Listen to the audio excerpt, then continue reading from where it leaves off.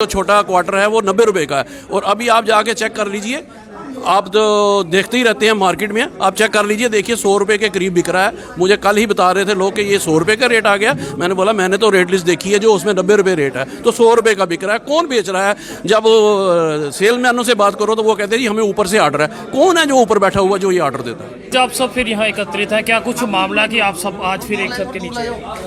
देखें, बात वही पुरानी है और कहानी नहीं है।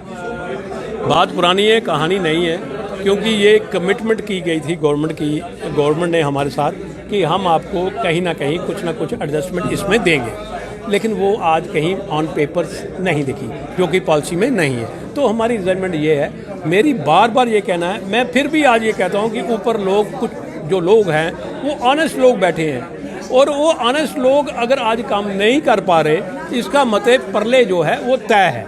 क्यों? कि भाई प्रधानमंत्री साहब कहते हैं कि सबका विकास, सबका साथ, ये करो वो करो, लेकिन ग्राउंड पे हमें क्या, हमने अगर स्मार्ट सिटी बनाना है, स्मार्ट सिटी का मतलब लोगों के पास रोजगार नहीं रहेगा, स्मार्ट सिटी को क्या करोगे आप?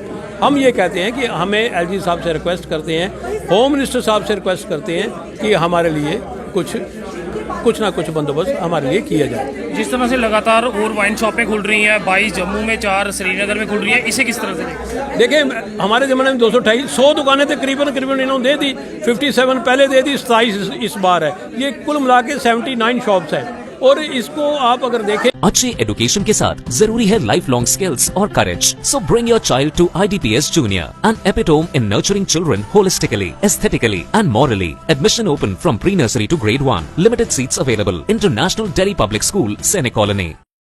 तो ये एक सरासर, अगर यही दुकानें हमें दे देते भाई, आप उसमें से शेयर निकाल के दे देते, तो एटलीस्ट मैं ये दावे से कहता हूँ कि लोगों की जेब में जो हाथ डल रहा था वो हाथ ना डलता, और जो गवर्नमेंट प्रिस्क्राइब रेट करती उस पे उनको दारू मिलती।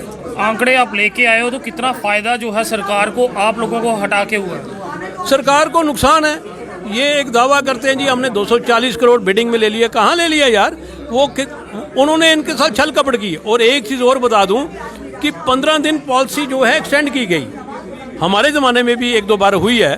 तो आज देखें, मोर देन 50% दुकानें जो हैं वो बंद कर दी। वो इनको समझते कुछ नहीं है। वो जो ठेकेदार लोग हैं वो गवर्नमेंट को नहीं मानते। हमारे ज़माने में किसी के घर में किसी की डेथ हो जाती थी तो वो एक्साइज से परमिशन लेता था कि मैं आज, मेरे घर में डेथ होगी, मैंने आज दुकान नहीं खोलनी। आज ये अपनी धड़ल्ले से दुकानें बंद करके बैठे हैं और लूट रहे हैं लोगों को, धड़ाधड़ लूट रहे हैं लोग। और हमारे जम्मू के लोग जो हैं वो, उनकी जेब में हाथ डल रहा है और कुछ नहीं हो रहा। ये पॉलिसी को हम सरासर निकारते हैं, और फिर हम रिक्वेस्ट करते हैं उन ऑनेस्ट अफसरों से, एलजी साहब से, कि हमारे बारे में कुछ ना कुछ सोचा जाए, ताकि गवर्नमेंट भी डिफेम ना हो और हम लोग भी रोटी रोटी चलाएं, और जम्मू की लोगों की जेब में हाथ मत डालें। सर 2 मिनट नाल खड़ोइए।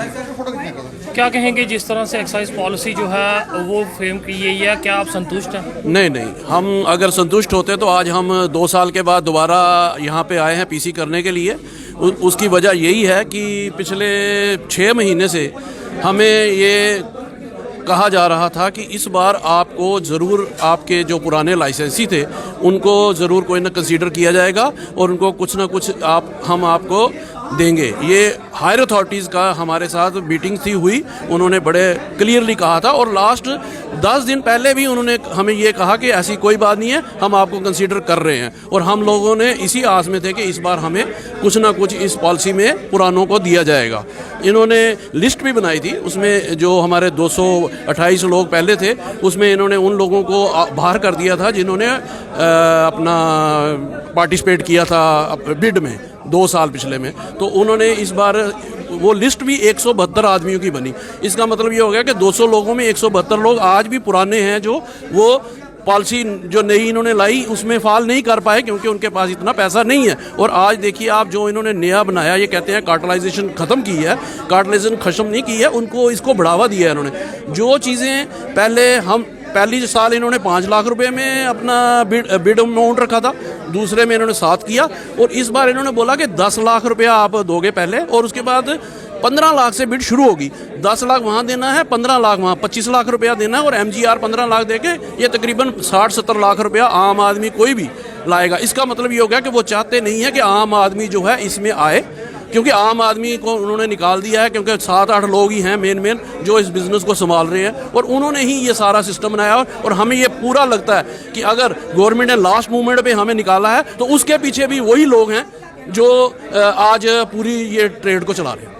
तो देख सकते हैं किस तरह से वाइन शॉप ट्रेडर्स जो हैं एक लंबे समय से इस व्यवसाय में थे और पिछले 2 सालों से ऑक्शन प्रक्रिया जो है वो शुरू की गई है और इस बार इनकी उम्मीदें थी कि इन्हें भी उसमें हिस्सा मिलेगा, मगर जिस तरह के आरोप ये लगा रहे हैं तो काफ़ी चिंताजनक है कि क्या इनका नंबर आना चाहिए था या नहीं। आप आम जनता कमेंट्स में अपनी राय ज़रूर साझा करें। देखते रहिए जेके चैनल। मुझे महेंद्रजीत सिंह और मेरे कैमरा पर्सन रघु को दीजिए इजाज़त। नमस्कार।